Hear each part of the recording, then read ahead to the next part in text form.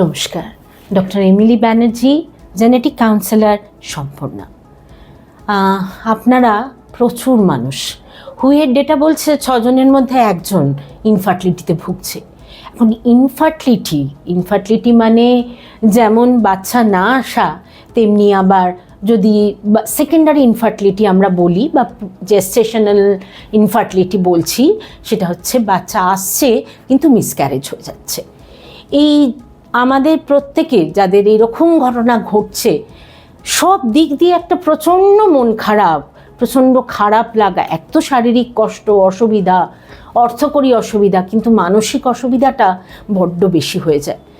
তো আমার এখানে যে বক্তব্যটা, অনেক ক্ষেত্রেই আমরা এই মিসক্যারেজগুলো যে হচ্ছে তার কোনো কারণ খুঁজে পাই না। তো আমি এখানে দুটো জিনিস আপনাদের সবাইকে বলবো, ডাক্তারবাবুদেরও বলবো আর যারা এটাতে ভুগছেন তাদেরকেও বলবো। সেটা হচ্ছে মিসক্যারেজটা কখন হচ্ছে তার উপরে নির্ভর করে আমরা যদি একটু কারণটা খুঁজে বার করতে চেষ্টা করি যে কেন হচ্ছে। যদি সেটা 2-এর অধিকবার হয়, অবশ্যই কারণটা খুঁজে, কারণ তো আছে, তাই না? কারণ ছাড়া কি 2-এর অধিকবার মিসক্যারেজ হওয়া সম্ভব? এখন অনেক সময় আমরা কারণটা ইউটেরাসের স্ট্রাকচারাল, এন্ডোক্রিনোলজিক্যাল, ইমিউনোলজিক্যাল, ইনফেকশন, এই দিকগুলো দেখে খুঁজে পাচ্ছি, অনেক সময় পাচ্ছি না। অসুবিধাটা হয় সবচেয়ে বেশি তখন, যখন আমরা কারণ খুঁজে পাচ্ছি না। এখন মিসক্যারেজ কেন হচ্ছে?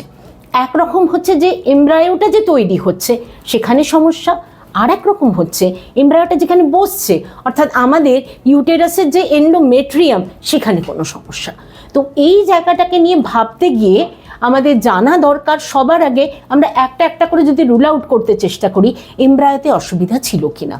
এখানে আমি একটা ইম্পর্টেন্ট জিনিস আপনাদের সবাইকে বলবো, যদি আর্লি মিসক্যারেজ, আর্লি বলতে 3 মাসের মধ্যে, 12 সপ্তাহের মধ্যে, সেই জায়গাটায় যদি মিসক্যারেজ বারবার হয়, তার ক্ষেত্রে 70% ক্ষেত্রে আমরা কারণটা পাই হচ্ছে জেনেটিক আন্ডারপিনিং আছে, অর্থাৎ এমব্রায়োটা ঠিক করে তৈরি হয়নি, অ্যানুপ্লয়েডই থাকছে, যার জন্য আমাদের শরীর এটাকে রিজেক্ট করছে।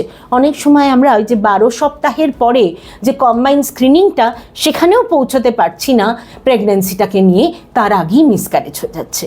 তো এই জায়গাটায় যদি আমরা একটা যেটা ওয়াশ করে দিচ্ছেন ডাক্তারবাবুরা, প্রোডাক্ট অফ কনসেপশনটা, সেটায় কোনো জেনেটিক সমস্যা আছে কি না, ক্রোমোসোমাল মাইক্রোঅ্যারে দিয়ে আমি দেখবার জন্য বলবো। কারণ ফিশ করলে, FISH মানে ফ্লুরোসেন্ট ইনসিটু হাইব্রিডাইজেশন করলে 13, 18, 21 ক্রোমোসোম স্পেসিফিক, অনেক সময় অন্য ক্রোমোসোমে, যেমন জানেন তো এই POC টেস্টিং আর্লি মিসক্যারেজে দেখা গেছে ক্রোমোসোম 16তে অ্যানুপ্লয়েডি, 16 সংখ্যার সমস্যা সবচেয়ে বেশি পাওয়া গেছে।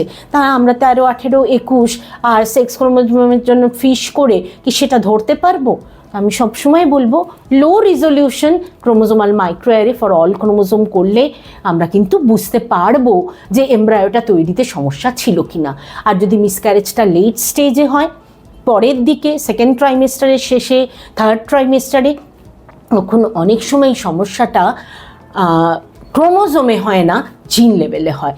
তো এই জায়গাটা আমাদের POC টেস্টিংটা এক্সোম সিকোয়েন্সিং করে করলে কারণটা বার করতে, এবং এই ক্ষেত্রে আমরা অনেক সময় আল্ট্রাসোনোগ্রাফি যেহেতু হয়ে যায়, তো বাচ্চার গঠনগত কী কী সমস্যা এসেছিল সেগুলো ডিটেলসটাও আমাদের কাছে অ্যাভেলেবল হয়, এবং সেই অনুসারে আমরা কিন্তু বাবা মার মধ্যে সমস্যাটা কোথায়, পরবর্তী প্রেগনেন্সি কী করে প্ল্যানিং করতে পারবো, তার অনেকটা সুবিধা আমাদের হয়।